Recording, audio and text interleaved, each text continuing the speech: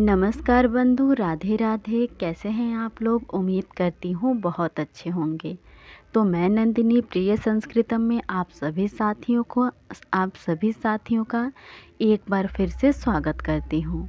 तो जैसा कि हम प्रश्नोत्तरी देख रहे हैं और अब तक हमने 112 नंबर प्रश्न तक देख लिया है। 112 नंबर प्रश्न के बाद हमें 113 नंबर प्रश्न देखना था। तो इसके पहले वाले कक्षा में हमने वहाँ तक देखा था 51 से लेकर 112 तक। अब हम 113 नंबर प्रश्न से देखेंगे। उम्मीद करती हूँ कि आपको पिछली प्रश्नोत्तरी बहुत पसंद आ रही होंगी और यह भी पसंद आएंगी। और आप लोग वीडियो को अंत तक देखा करें, लाइक किया करें, सब्सक्राइब किया करें और कमेंट किया करें। तो चलिए हम शुरू करते हैं। तो यह जो प्रश्न 13 नंबर का प्रश्न है, इसमें कहा गया है गणनानुसारेण यथाक्रमं धातवः संपादनीयाः। देखिए, हम लोग क्यों कहते हैं कि पाठ्यक्रम पढ़ना चाहिए हम लोगों को, क्योंकि यह जो प्रश्न है, यदि किसी ने पाठ्यक्रम बहुत अच्छे से पढ़ा होगा, ध्यान रखा होगा, तो वो ये प्रश्न आसानी से सही कर सकता है। लेकिन ऐसा बहुत कम ही लोग होंगे जो बहुत अच्छे से पाठ्यक्रम पढ़ कर जाते हैं और फिर लगता है कि प्रश्न पत्र बहुत कठिन आ गया था, जबकि यह प्रश्न तो बिल्कुल एकदम आपके पाठ्यक्रम से ही है। मैं यदि अभी आपको पाठ्यक्रम खोल के दिखाऊं तो यह पाठ्यक्रम आपका जो है, बताती हूँ, छठी इकाई में आपका जो है, छठी इकाई के अंतर्गत आपका जो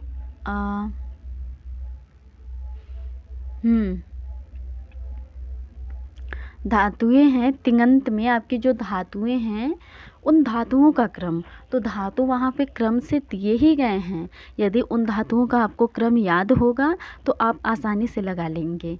सबसे पहले वहाँ पर है आपका भू धातु, एध धातु। हम क्रम से बोल रहे हैं, भू, एध, अद, अस, हु, दिव, सुई, तुद, तन, क्री, रुध, क्री, चुर। इतने धातुओं को हमको देखना है हमारे सिलेबस में। तो और इन्हीं धातुओं का क्रम भी हमें लगाने के लिए आया है हमारे प्रश्न पत्र में। तो हमें यदि वो वहाँ याद रहेगा वो पाठ्यक्रम, तो हम यहाँ बहुत अच्छे से लगा लेंगे। तो हमारे प्रश्न में भू धातु तो हमें लगाने के लिए दिया नहीं गया है। तो आगे चलते हैं, देखते हैं कि इसके आगे हमें क्या लगाने के लिए है। भू धातु के बाद दूसरा है हमारा एध धातु। तो एध धातु हमारा सी नंबर पे है। तो हमारा सबसे पहले सी आएगा और सी जिन जिन विकल्प में नहीं है वो हमारे गलत हो जाएंगे। उसके बाद क्या है, तीसरे नंबर पर अध धातु है। अध धातु हमारा ए है, तो सी के बाद हमारा ए आना चाहिए। तो सी के बाद हमारा ए पहले विकल्प में भी है और चौथे विकल्प में भी है। तो अब हम देखते हैं कि भू, एध, अध के बाद चौथा कौन सी धातु है। चौथा है अस धातु, जो कि हमारे प्रश्न में कोई भी विकल्प नहीं है। उसके बाद आपका चौथा अस धातु है, पांचवा हु धातु है। तो हु धातु हमारा बी में है, तो हमें सी ए बी, तो हमारा पहले विकल्प में सी ए ई आ जा रहा है, इसलिए ये गलत हो जाएगा। अब हमें हमारा सही विकल्प मिल चुका है, लेकिन फिर भी हम देख लेते हैं कि बी, हु के बाद कौन सी धातु है। हु के बाद आपके दिव धातु है, जो कि हमारे प्रश्न पत्र में नहीं दिया गया है। उसके बाद शुई धातु है, उसके बाद तुद धातु है, और तुद धातु हमारे प्रश्न पत्र में दिया गया है। तो सबसे पहले 1, 2, 3, 4 और 5वें नंबर पे आपका आएगा तन, तुद, तन, ये एक साथ हैं क्रमशः। तो इस तरीके से आपका, उसके बाद है क्रिया, रुद्र। देखिए, क्री और क्रिया अलग धातुएं हैं। तो 10वें नंबर पे आपका क्री धातु है और 12वें नंबर पर आपका क्रिया धातु है। तो क्री, चुर, क्रिया, क्री, रुद्र, क्रिया, चुर, इस प्रकार से क्रम है। तो ध्यान रखिएगा आप लोग, अगली बार से आप लोग पाठ्यक्रम बहुत अच्छे से पढ़ के जाइए, क्योंकि पाठ्यक्रम से 4 से 5 प्रश्न अवश्य रूप से आपके आ जाते हैं, और यदि बहुत अच्छे से आपने किया है तो सही भी हो जाते हैं। अब हम अगले प्रश्न की ओर बढ़ते हैं। अगला प्रश्न हमारा है 112 नंबर का, 114 नंबर का, 113 नंबर का हमने देखा है, 114 नंबर का हमारा प्रश्न है। इदमस्ति भास्प्रणीतम महाभारताश्रितम रूपकम। इनमें से महाभास प्रणीत महाभारत आश्रित जो नाटक है वो कौन कौन से हैं। हालांकि यहाँ पे सारे नाटक जो है महाकवि भास के ही हैं, लेकिन यहाँ पे हमसे महाभारत आश्रित पूछा है। तो जो हमारा स्वप्न वासवदत्तम है ये तो उदयन कथा मूलक है। उसके बाद हमारा जो प्रतिज्ञा यौगंधरायण है यह भी उदयन कथा मूलक है, तो ये दो तो हमारे नहीं होंगे। फिर इसके बाद आपका प्रतिमा नाटक जो है ये हमारा रामायण मूलक है, तो हमारे पास एक ही बचता है मध्यम व्यायोग, ये हमारे महाभारत मूलक हैं। तो आइए महाकवि भास जो है हमारे, उनके विषय में हम थोड़ी उनकी क्या कहते हैं रचनाएं देख लेते हैं कि उनकी कौन कौन सी रचनाएं कहाँ से मतलब उपजीव्य क्या है उसका। तो उदयन कथा मूलक 2 हैं, प्रतिज्ञा यौगंधरायण, स्वप्न वासवदत्तम, जो कि हमारे प्रश्न में भी आया है। और उसके बाद रामायण मूलक आपके 2 हैं, प्रतिमा नाटक और अभिषेक नाटक। उसके बाद महाभारत मूलक आपके जो हैं वो उरुभंग, दूतवाक्यम, पंचरात्रम, मध्यम व्यायोग, दूत घटोत्कच, बालचरित, कर्णभार, ये 7 आपके महाभारत मूलक हैं। और इसके बाद आपके 2 लोक कथा मूलक हैं, अविमारक और चारुदत्तम। ठीक है, इतनी इनकी रचनाएं हो गई। और महाकवि भास की उपाधि जो है कविता कामिनी हास, अग्निमित्र, ज्वलन मित्र भी कहते हैं, और भासोहास, ये सारी इनकी उपाधियां हैं। और सबसे पहले टी गणपति शास्त्री जी ने भास जी के 13 नाटकों की खोज की थी, और इनका समय जो है 100 ईसा पूर्व से 200 ईसा पूर्व के आसपास। और इनकी सबसे प्रसिद्ध ग्रंथ जो है मतलब नाटक स्वप्न वासवदत्तम है, बाकी सारे ही इनके प्रसिद्ध हैं।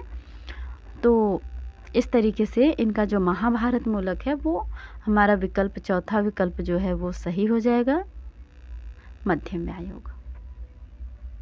तो आप लोग यदि नोट्स बनाते हैं, लिखते हैं सारी चीज़ें लेक्चर देख के, तो आपको मतलब ये प्रश्नोत्तरी देखते हैं और इसकी व्याख्या का नोट्स बना के यदि रिवीजन करते हैं तो अवश्य रूप से आपको बहुत लाभ होगा। यदि नहीं भी करते हैं तो बस देख लीजिए, 1 बार 2 बार देखने में क्या जाता है आपका। ठीक है, अगले प्रश्न की ओर बढ़ते हैं। अगला प्रश्न हमारा 115 नंबर। यह थोड़ा सा नया तो नहीं कह सकते, लेकिन ठीक है, प्रश्न अच्छा है। अभिलेख शास्त्र विदाम नामानि यथा क्रमम व्यवस्थापयत।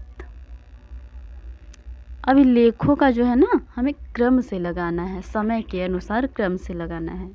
तो हम देखते हैं यहाँ पर हमारा जो थोड़ा बड़ा कर लेते हैं हम हमारा जो जॉर्ज ब्यूलर जी हैं, मतलब इन लोगों ने अभिलेखों के विषय में चीज़ें लिखी हैं। किसी ने कुछ, किसी ने अभिलेख पढ़ा है, कुछ अभिलेख के ऊपर, तब सबने कुछ न कुछ अभिलेखों से संबंधित कार्य किया है। तो इनके क्रम, इनके समय के अनुसार इनको हमको लगाना है आरोही क्रम में, बढ़ते हुए क्रम में। या हालांकि यहाँ पे आरोही अवरोही नहीं दिया गया है, लेकिन यदि जब आरोही अवरोही आपके प्रश्न में नहीं दिया जाता है तो हमको आरोही क्रम में ही लगाना रहता है। तो हम सबसे पहले जॉर्ज ब्यूलर जी का समय देखें तो 1837 से 1898 है। तो 1837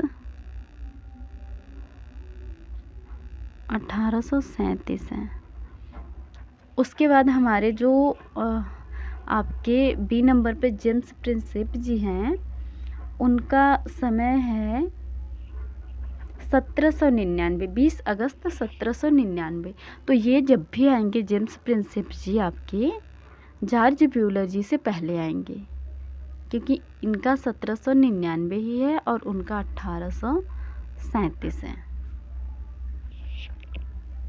20 अगस्त 1799 और इनकी मृत्यु हुई थी 22 अप्रैल 1840। तो हमें समय के अनुसार तो पहले हमको जन्म ही देखना है। तो हमारे जेम्स प्रिंसेप जी जो होंगे वो जॉर्ज व्हीलर जी से पहले आएंगे, मतलब ए जब भी आएगा बी के बाद आएगा। तो ए बी के बाद यदि आएगा तो ये विकल्प हमारा गलत हो जाएगा, और ये विकल्प भी गलत हो जाएगा, और लास्ट विकल्प क्या है हमारा, ए जब भी आएगा बी के बाद। हाँ, तो ये तो ए बी के बाद है, ठीक है। अब हम यहाँ पे ये हमारे सबसे पहले नंबर पे अभी तक हैं जेम्स प्रिंसेप जी, पहले नंबर पे। उसके बाद हम इनका समय क्या लिखे थे, 1799 था, 99, और इनका समय था 1837।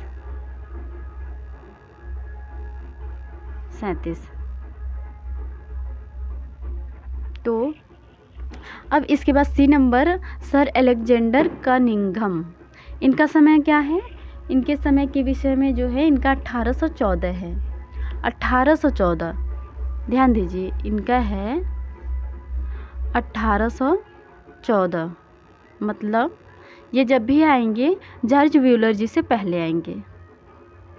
तो सी के ए जब भी आएगा सी के बाद आएगा, बी के बाद और सी के बाद, तो ये हमारा चौथा विकल्प भी गलत हो जाएगा। इस हिसाब से हमारा अभी तक तो क्रम दूसरे का ही सही चल रहा है, ये भी गलत हो गया है पहले ही।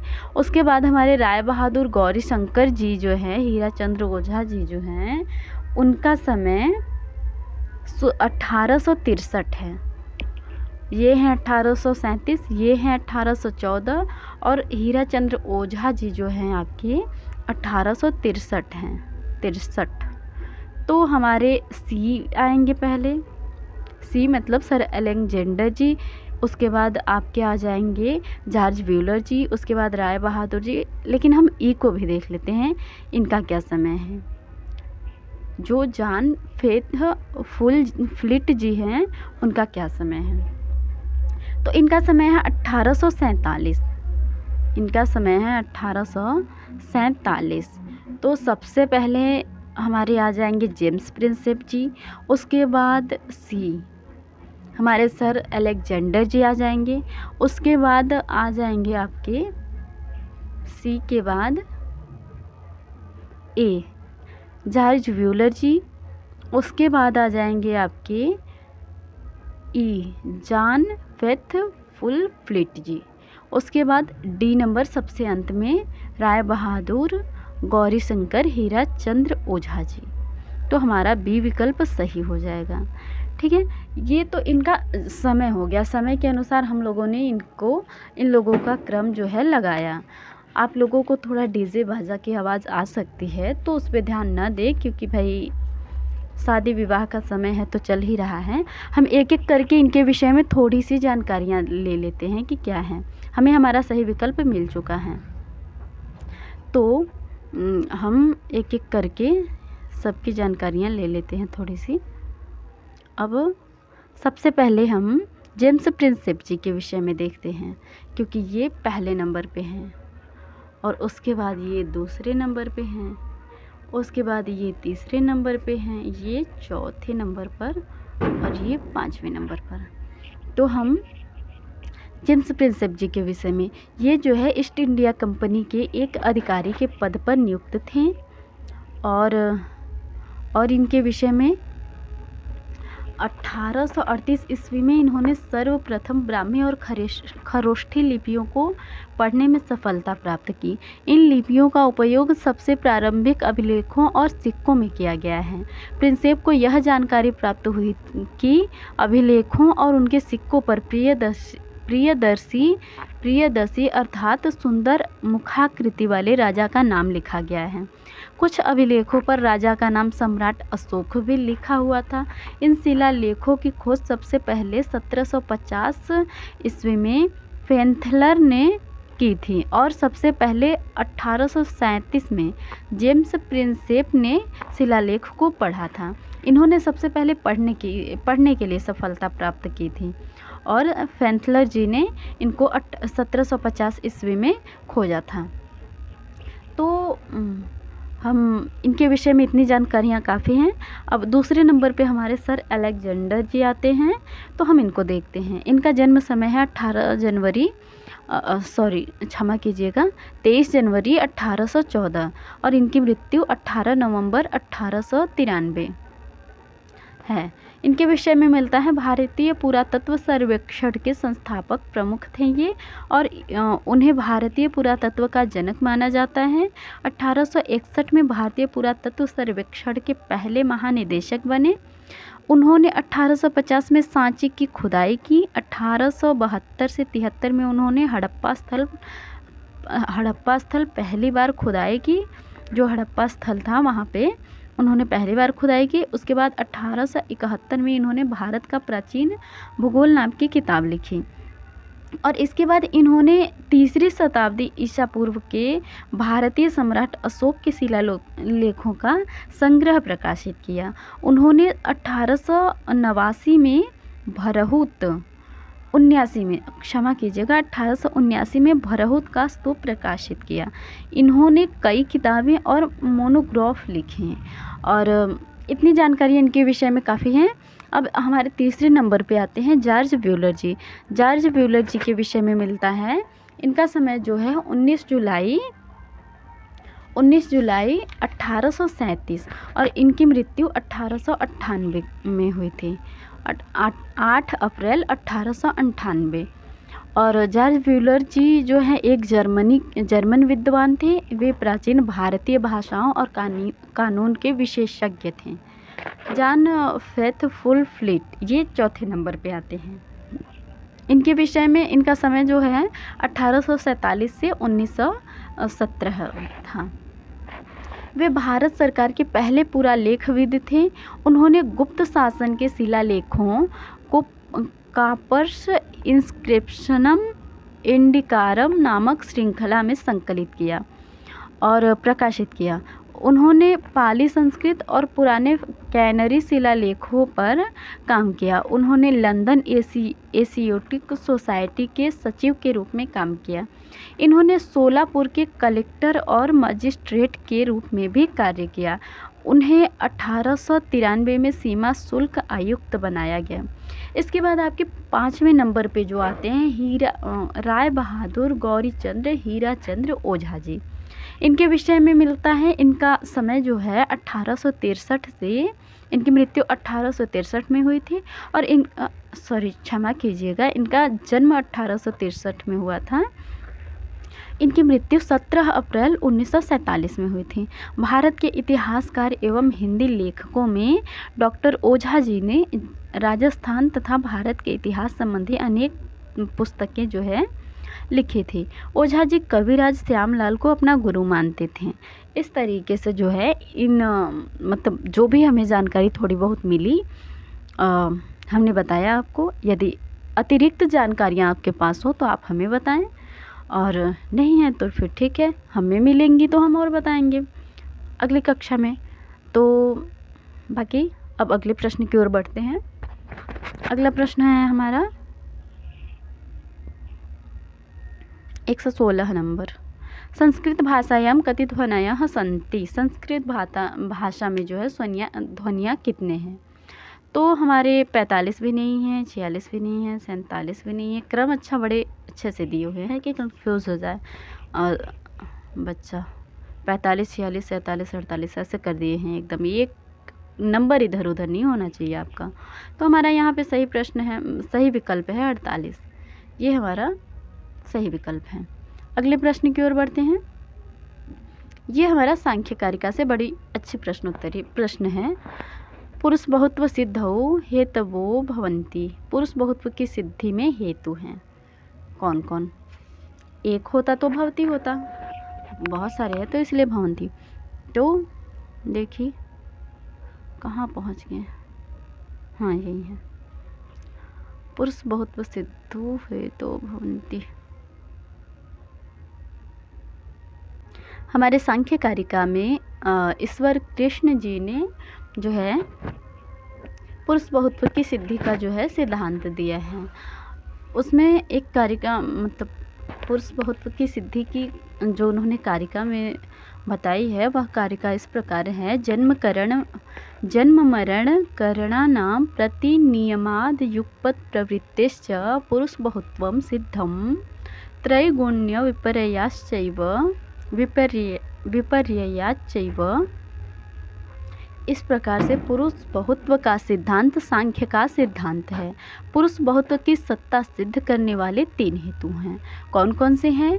जन्म मरण करणानां अयुगपत् प्रवृत्तेः त्रैगुण्य विपर्ययात्।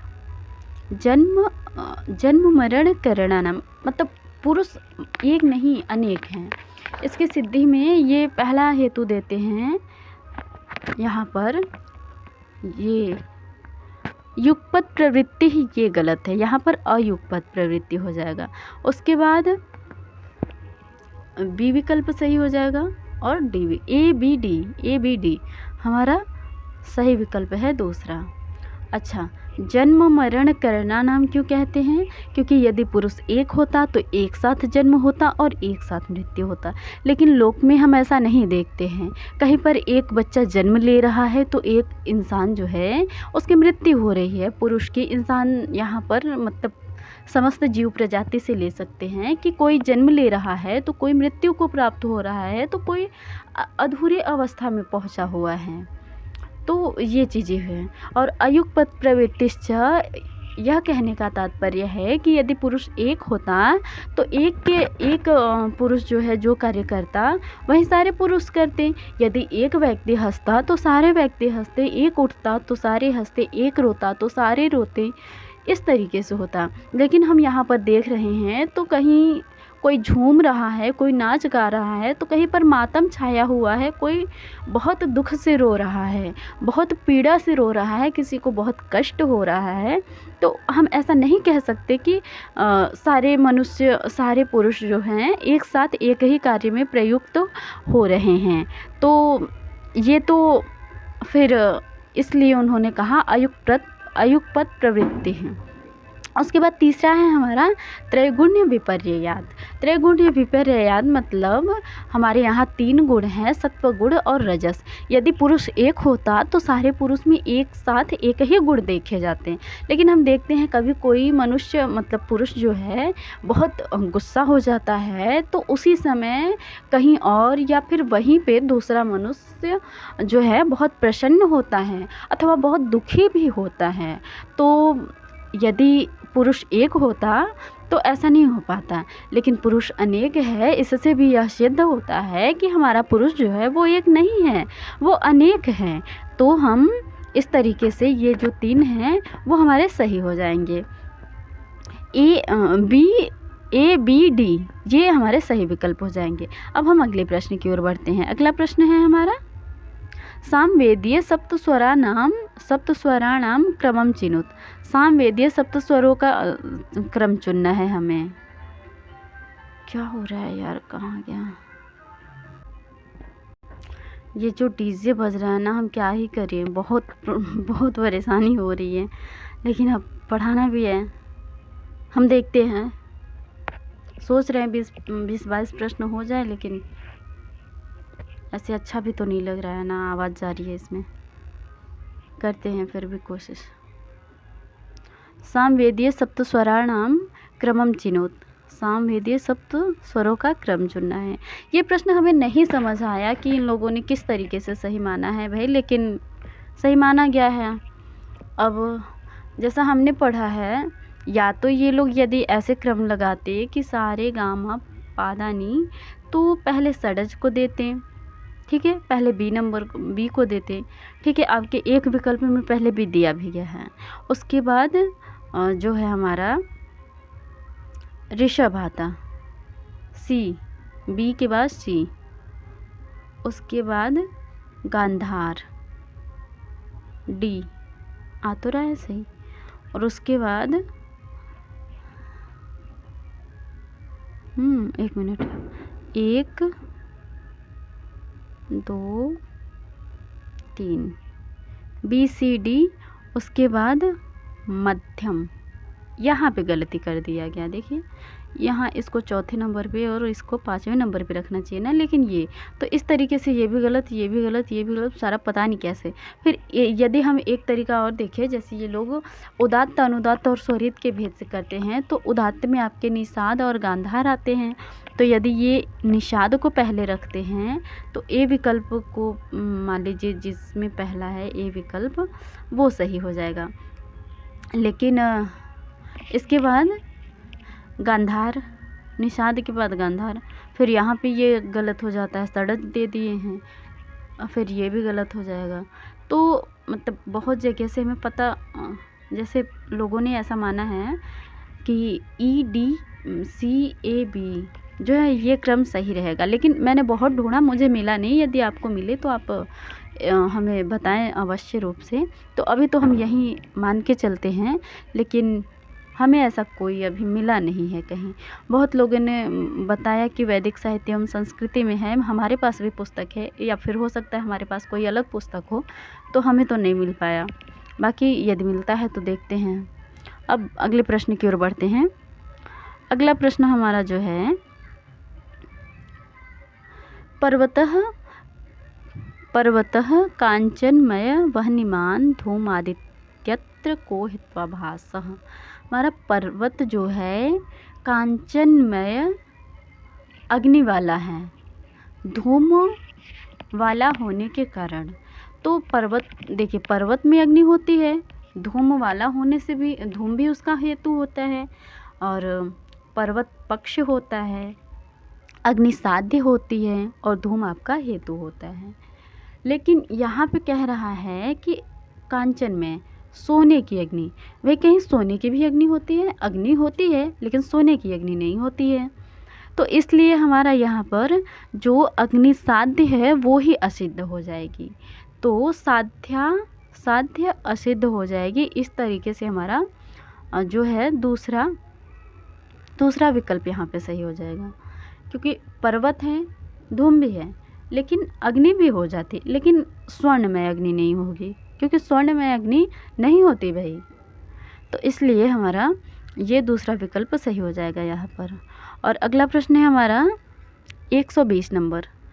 यहीं बस 120 नंबर प्रश्न देख के हम कक्षा समाप्त करेंगे, है ना। कौटिल्य अर्थशास्त्रे सप्तम्याधिकरणस्य नाम किम। कौटिल्य के अर्थशास्त्र के 7वें अधिकरण का नाम बताना है आपको। तो आचार्य कौटिल्य कृत जो अर्थशास्त्र है, इसमें 7वां अधिकरण पूछा गया है। तो सबसे पहले हम देख लेते हैं कि अर्थशास्त्र में कुल 15 अधिकरण हैं, 150 अध्याय हैं, और 180 जो हैं आपके विषय या प्रकरण हैं, और श्लोक आपके 6000 हैं। तो हम कौटिल्य के अर्थशास्त्र में 15 अधिकरण हैं, तो हम उन 15 अधिकरणों का नाम देखते हैं क्रम से। तो पहला है आपका विनयाधिकारिक, दूसरा है अध्यक्ष प्रचार, तीसरा है धर्मस्थली। आप लोग इसको लिख अवश्य लीजिए, क्योंकि यह प्रश्न मतलब किसी भी तरीके से पूछा जा सकता है, आरोही क्रम, अवरोही क्रम, मतलब बीच में से कोई भी कहीं से पूछा जा सकता है। तो तीसरे नंबर पर है आपका धर्मस्थली, चौथे नंबर पर है कंटक शोधन, 5वें नंबर पर है योग वृत्त, छठा है मंडल योनि, 7वां है साडगुण्य अथवा संधि कर्म। तो साडगुण्यम हमारा इसमें चौथा विकल्प जो है वो चौथा विकल्प सही हो जाएगा, ये रहा। इसके बाद हमारा 8वां है व्यसनाधिकारिक, 9वां है अभियास्यत कर्म, 10वां है सांग्रामिक, 11वां है संघवृत्त, 12वां है आवलीयश, और 13 नंबर है आपका दुर्ग लंबोपाय, 14 है औपनिषद, और 15 है तंत्र युक्ति। इस प्रकार से आपके जो है कौटिल्य के अर्थशास्त्र में जो है 15 अधिकरणों के नाम हैं, और विनयाधिकारिक में आपके कुल 18 हैं, जो भी हैं आपके प्रकरण, 18 प्रकरण हैं। तो हम यदि जैसा भी प्रसंग आएगा तो हम उन प्रकरणों के भी नाम गिनवाएंगे आपको, क्योंकि वो भी पूछे जाते हैं और बहुत प्रसिद्ध हैं। तो अब हम यहाँ पे कक्षा समाप्त करते हैं, क्योंकि कक्षा बड़ी भी हो जाएगी और थोड़ा व्यवधान भी आ रहा है। तो आप लोग उधर ना ध्यान दें, क्योंकि हम कक्षा कर रहे थे तो कक्षा पे, और वैसे भी हमारा मुख्य उद्देश्य तो पढ़ना है, तो थोड़ा बहुत व्यवधान है तो थोड़ा ऐसे करते हैं। बाकी आप लोग वीडियो को ज़्यादा से ज़्यादा शेयर करें, ताकि ज़रूरतमंद लोगों के पास पहुँचे और संस्कृत का प्रचार प्रसार हो। ये हमारा जो छोटा सा प्रयास है, उसके लिए हमें भी थोड़ा उत्साह मिले। अच्छे अच्छे कमेंट कीजिए, लाइक करिए, सब्सक्राइब करिए, और क्या ही चाहिए हमको।